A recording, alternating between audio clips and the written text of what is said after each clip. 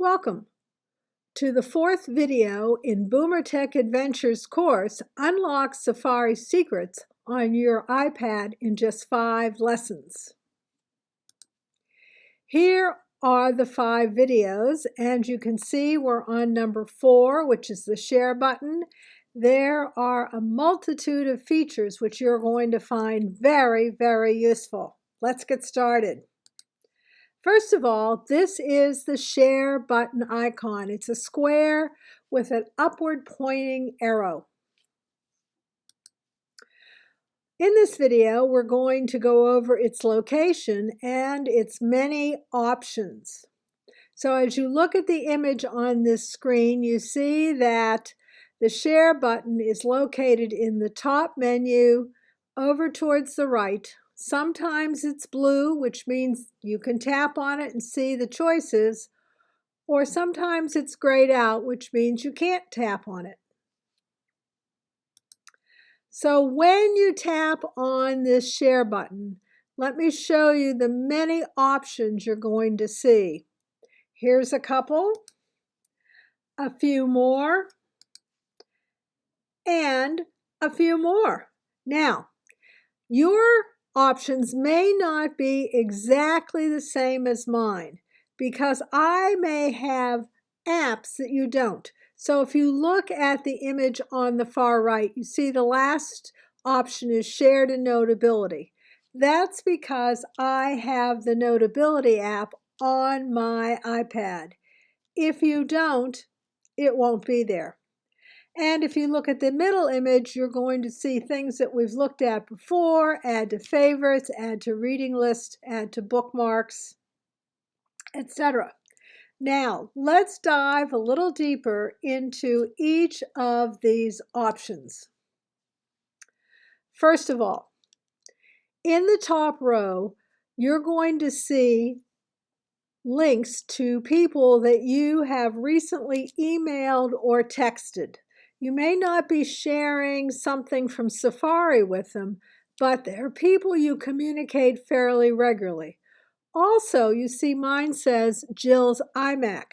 That means I've been airdropping a lot of things between my iPad and my iMac in recent days. Now, the second row lists possibilities for sharing. You can see the first one's AirDrop, then messages or texting, mail, Kindle. You can just barely see the Notes app, and there are a variety of other things there, including Facebook. Now, again, this list is going to vary by the apps you have on your device, so it might not look exactly like mine. Moving down. Copy. That means if you tap on copy, it will copy the website, and then you can paste it into a document or a slideshow. It does not go into your Photos app. It's just simply a copy and then the ability to paste it somewhere else. The next one down, Find on a Page, is really pretty cool. So let's say you've been reading a fairly lengthy document, and you know there was a reference to a person or a concept or a vocabulary word, and you want to find it. If you tap on Find on the Page, it will locate it for you, and let me show you how that works.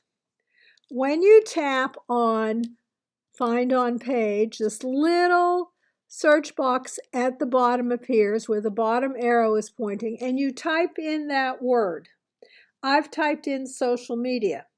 Then I clicked on, or tapped on rather, done, and you see that on the page the word social media has been highlighted. Now, how helpful is that if you are looking for a term or a number? Like I said, in a lengthy document, this will help you locate it quickly. Next, bookmarks and favorites. We've gone over that before. I'll just quickly remind you that when you tap on Add a Bookmark or Add to Favorites, a little message box little message box appears, and you have to make sure that the title in there is something that you will remember in 2 weeks or 3 weeks or 3 months. And you have to remember to tap save. If you don't tap that blue save, the bookmark or the favorites will not be there when you go back. And again, just the quick reminder that when you want to access those bookmarks or access those favorites, you're going to go back to the far left of the top menu. You're going to tap on the rectangle and your list will appear. Okay, and also remember the reading list, which I mentioned before, is that this feature allows you to save sites to the reading list, which more times than not, you can access without being connected directly to the internet. Not 100%, but quite often you will be able to open this website without being on the internet. Now, moving on, as we go down the list of options, you will see one is Quick Note. Well, this refers to your Notes app. The Notes app comes on your iPad standard. If you've not used it, you may find this to be a helpful use. So if I tap on Quick Note, what happens is a little note appears on the website. Now, nobody else sees this. The software is so sophisticated, it can just ensure that the note only appears on your device. But you see that you can write notes to yourself about whatever the website is. And I've written the word vegetarian. So this is a vegetarian recipe. Now, that note will also show up in your Notes app. And again, the Notes app, the icon is the one in the middle there. It's got a yellow band at the top and some lines underneath. And when I open my Notes app, there I will see vegetarian, which is the word I wrote on the quick note. I can always change that. But I can find in 2 places now this note. Also, when I open Love and Lemons again to the best homemade brownies that are vegetarian, must mean there's no butter in them, that little quick note will appear. But again, it's only on your screen. It is not on anybody else's screen. Moving down, here is one of my favorite features. Add to the home screen. This allows you to add to your home screen a shortcut to this particular website. So when I tap on Add to Home Screen, and I'm still on the Love and Lemon site with the vegetarian brownies, once again, that little message box appears, and I'm going to name this particular website. I'm going to call it Brownies, so I'm going to name it. I have to remember to tap on that blue add. If I don't, it won't add to the home screen. Now, look what happens when I add it to the home screen. After I do add, the icon or a icon will show up on my home screen. And you see it's labeled Brownies, which is exactly what I titled it. And this is a quick shortcut. All I have to do is tap on that icon, Brownies, and I go right to that recipe. How cool is that?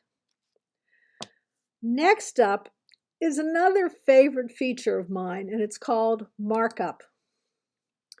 So here we are, moving on down the share options, Markup.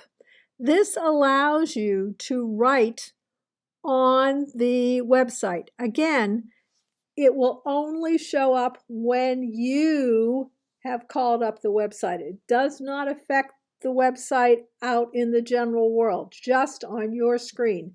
Again, sophisticated software. Let me show you what happens. So I tap on markup, and this bar at the bottom will appear, and you see that there are different shaped and sized markers. There's an eraser, there's a ruler, there's colors. And so if I wanted to make a notation in blue with that fine-tipped pen, I could. I would tap on it, and then I'd use my finger to write what I wanted to write. Now, there are more choices. You see the plus sign over towards the right. If I tap on that, these choices appear: text, signature, magnifier, and then there are different shapes. So it can do a text box. I can create my signature.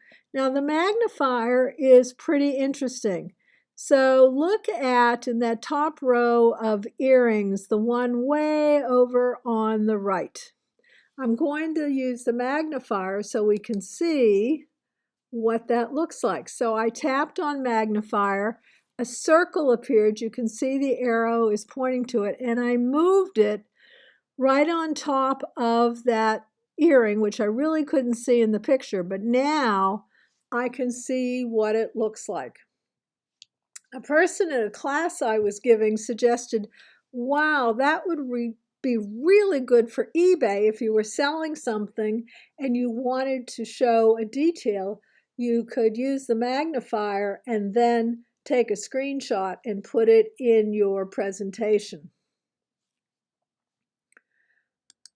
Now, sometimes you want to print what's on your screen in Safari, and the share button is where you go back to. Often people say, well, I don't know how to print. I don't know how to print. What do I do? Go to your share button. You got to scroll pretty far down, and you will see the print button. So you tap on that, and you will get a screen that looks like this. Now, you have to get a printer that uses Wi-Fi, because the printer and the iPad have to talk to one another. So you can see that my printer is set up to do that, and I have options. I can do more than one copy, I can do black and white, I can do double-sided, etc. So that is how you print Safari if you wanted to print what was on the website. But again, you have to make sure you have the right kind of printer, and most of the newer printers are Wi-Fi friendly, and you can talk to the two devices will talk to one another. In fact, I've been teaching adult ed, and to demonstrate this, I just pretended I wanted to print, and the printer in the room, which I had not set up, showed up on my iPad. So it's usually pretty straightforward, not 100%, but usually pretty straightforward. But that's how you can print. All right. Now, you also can edit actions. If you go all the way down to the bottom of your share choices, you will see an edit button, and you will tap on it. And again, red and green mean exactly what they usually do. If you click on that red, it will eliminate the copy. If you tap on the green on add a bookmark, it'll turn to red and it will disappear. So those are some possibilities. You can edit your actions. I'll be honest, I never have. I've just let it be default, and it's worked just fine. But if you need to go in and look, it's the edit button at the bottom of the choices. Now, still related to sharing, I want to show you a couple of other cool tricks. So, you're on a website and you like the picture. If you do a long press on the image, like the picture on the left, you will then get a little dialog box or a little menu, you can see it over to the right, where you have the option to share, add to photos, copy, etc. So you could share that picture with other people. If you tap on that, you can email it, you can text it. Add to photos, it will go to your photos. If you copy it, you can put it into a document or a slideshow. I just remind you that when you are on somebody else's website, to copy a picture and use it on something that you are creating, you need to give credit. Actually, you should ask for permission because it is copyrighted. However, you might just want to use it for your personal use, and that's not a problem. But if you're going to put something out to the public, you really need to say where you got it from. So you can do a long press on an image on a website, and you have these options. It also works for a link. So here's a BoomerTech page. This is list connections to our blog, and you see where it says read more. Well, I'm going to do a long press on the words read more because that's the link. And when I do, again, I get a menu with all sorts of choices. Let me show you another example. Here's something from the Portland Press Herald. There's a link to an article that we've written. I do a long press on the link, and the menu pops up along with the article, and you can see I have a variety of choices for sharing. Pretty neat. So the share button is a fabulous feature. There are multiple possibilities, but the three big ones are that you can share the websites via email and text, you can bookmark them or save them to your favorites, and you can print them. And then, of course, there are the variety of other options. Are you going to remember all these options? Probably not, but remember, once you have the course, you can go back and watch these videos as many times as you would like. So that's the end of this video focusing on the share button. Again, we're BoomerTech Adventures, and if you've never been to our YouTube channel, please visit us. There are over 100 short videos. They're all free on YouTube. And while you're there, subscribe so you don't miss a notification of any new video we put up. Thanks for watching.